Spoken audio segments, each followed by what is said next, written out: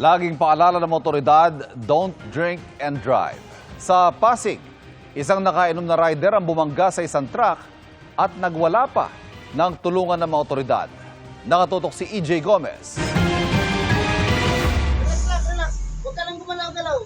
Sumalpok ang motorsiklong yan sa isang 12-wheeler sa C5 Lanuza Avenue sa barangay Ugong, Pasig City, mag-aalauna ng madaling araw kanina.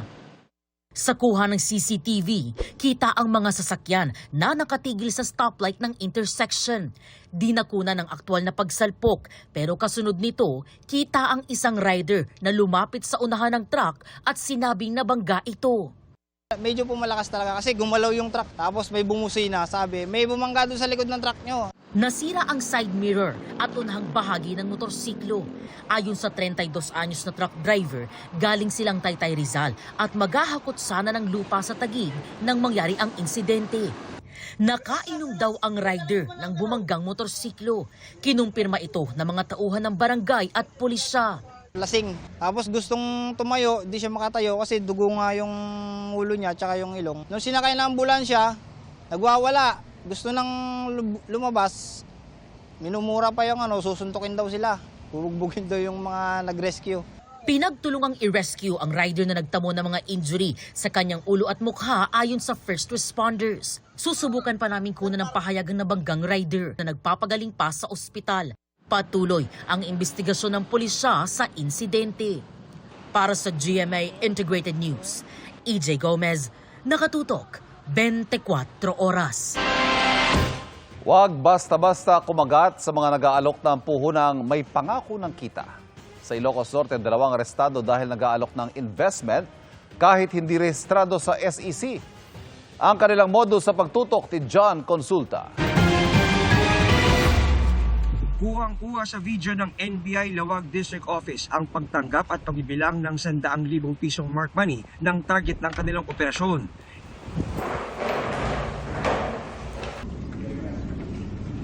Ilang saglit lang, pumasok na ang mga ahente nang di napansin ng suspect dahil abala siya sa pagbibilang ng pera.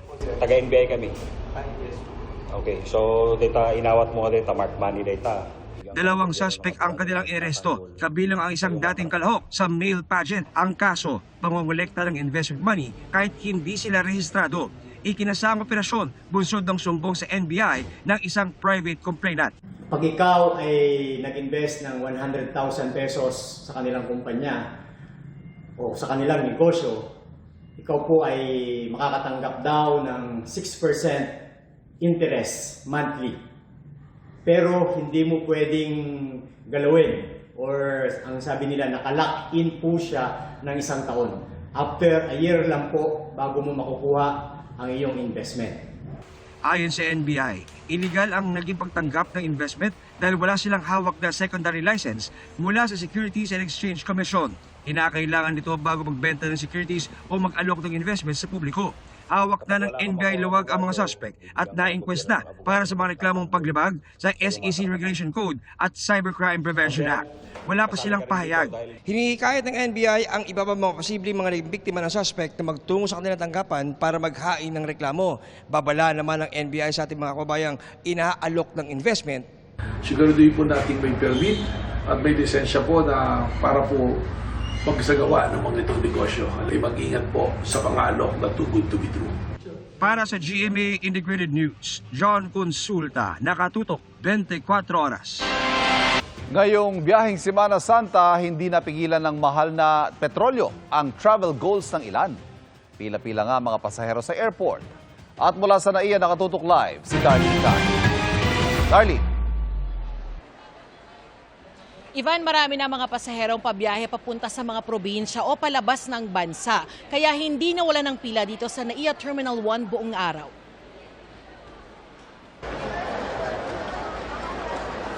Umapaw ang mga pasahero sa departure lobby ng NAIA Terminal 1 kaninang umaga. Sa dami ng tao, lumiko-liko na ang mga pila sa check-in counters. Mahaba rin ang pila ng mga pasaherong papunta sa immigration counters. Inasahan na raw yan ang mga pasahero ngayong unang araw ng Semana Santa. Kaya kahit alas 6 pa ng gabi ang flight ni na Jmar pa Cagayan de Oro, bago pa magtanghali, nandito na sila sa airport. Pagbaba pa lang po talaga, sobrang dami po talaga. Tsaka even po sa bago pa lang po makarating talaga dito, sobrang traffic. Ngayon po, lalong-lalo na mag-Holy Week po talaga, in-expect ko rin po talaga na tawag po dito, magkakaroon po talaga ng traffic, tsaka sobrang dami po talaga ng tao. Walang humpayang pagdating ng mga pasahero sa buong maghapon. Karamihan sa nakausap namin, ilang buwan ang nakaplano ang pagbiyahe o pagbabakasyon gaya ng mag-asawang sina Aiza at Erickson na papuntang Davao. Sobrang struggle, sobrang din siya, sobrang ang laki ng kailangang budget. Sa normal, nakakabook kami, dalawa na is around 3.5. Pero ngayon, yung nabook namin is 7.6. So kalahati, so doble talaga yung naging increase. Pikit mata na lang din si Kathy sa sobrang mahal ng inabot ng kanilang pamasahe pa Thailand kung saan sila magbabakasyon ngayong Holy Week. Tig 35,000 piso raw kada tao ang binayaran nila para sa round-trip tickets pa Thailand. Walang magawa. No choice. Kaya lang kasi para maging masaya yung family. Epektibo na sa Miyerkules o April 1 ang pagtataas ng fuel surcharge para sa domestic at international flights dahil pa rin sa pagtaas ng presyo ng produktong petrolyo. Sa loob ng 15 araw, itataas sa level 8 ang passenger fuel surcharge mula sa dating level 4. Kaya staycation na lang daw muna sina Aiza. Bukod sa mahal na petrolyo, maraming bilihin na rin daw ang nagtaas ng presyo. Dati, pwede kang pumunta sa ibang lugar, pero ngayon dito lang. Team bahay na lang din daw sina Aiza pagdating sa Davao. Dati is more on bakasyon sa Samal, sa mga titos, titas. So as of now, within the area muna, more stay sa bahay. Tingin ng CAAP o Civil Aviation Authority of the Philippines, hindi agaran ang magiging epekto ng taas presyo ng langis sa mga babiyahe sa mga paliparan ngayong Semana Santa.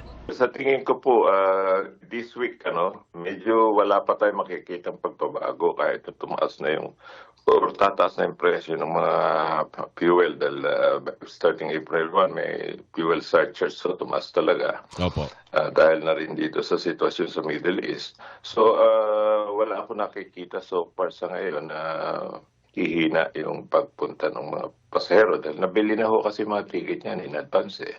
Pero mula Abril ay posibleng bumaba raw ang bilang ng mga babiyahe palabas ng bansa. Sinisiguro naman ng CAAP na may sapat na langis para sa operasyon ng mga paliparan. Samantala, epektibo sa Miyerkules ang tapya sa aeronautical fees na binabayaran ng mga airline at service charges na binabayaran ng mga pasahero alinsunod sa utos ng CAAP at DOTR para raw ito magbigay ginhawa sa mga airline at pasahero sa gitna ng tumataas na presyo ng petrolyo.